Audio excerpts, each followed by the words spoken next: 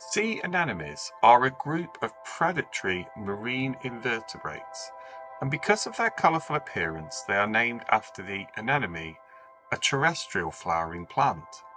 Sea anemones are classed in the phylum Cnidaria, and as cnidarians, sea anemones are related to corals, jellyfish, tube-dwelling anemones, and Hydra. Unlike jellyfish, though, sea anemones do not have a medusa stage in their life cycle.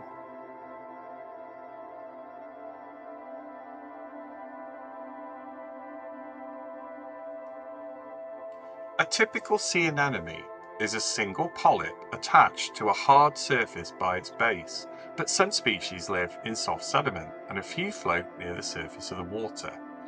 The polyp has a columnar trunk topped by an oval disc with a ring of tentacles and a central mouth. The tentacles can be retracted inside the body cavity or expanded to catch passing trade or prey.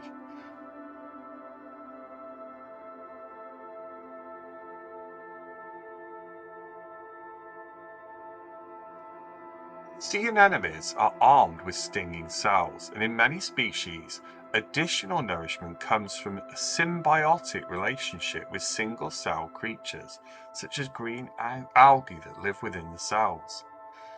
Some species of sea anemone live in association with clownfish, hermit crabs, small fish, or other animals to their mutual benefit.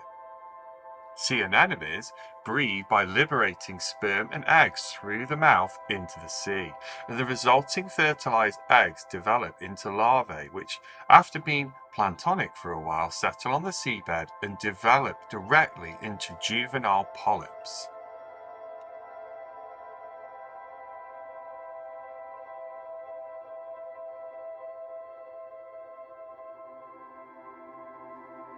Also, quite incredibly, sea anemones breed asexually by breaking in half into smaller pieces which then regenerate into polyps. Sea anemones are sometimes kept in reef aquariums like you see here.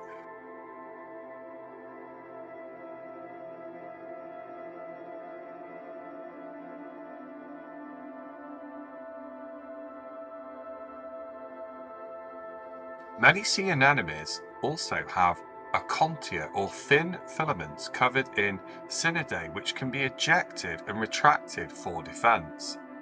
The venom that they have is a mix of toxins including neurotoxins or ones that paralyze the prey. So the anemone can move it to the mouth then for digestion inside their gastrovascular cavity. The toxins are highly toxic for many species of fish and crustacean. However, the small clownfish that we sometimes see on Disney movies seem to be impervious, and they shelter amongst the anemone's stinging tentacles and shelter from predators.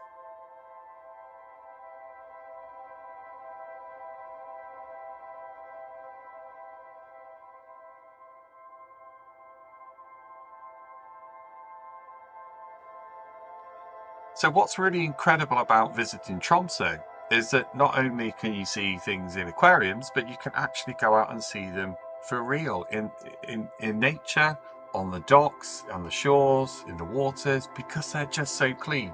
So if you visit Tromso, go down to the docks, look down where all the pontoons are and the walls are, and you will see a myriad of sea anemones. This is just one amazing example. Because that water is nice and clean, they are huge and they are really happy. So lots of people miss them, but my top tip for Tromso is to go and have a look down at the docks and you will see them for free. But you can also go to the aquarium and see them anywhere. So that is sea anemones in Tromso.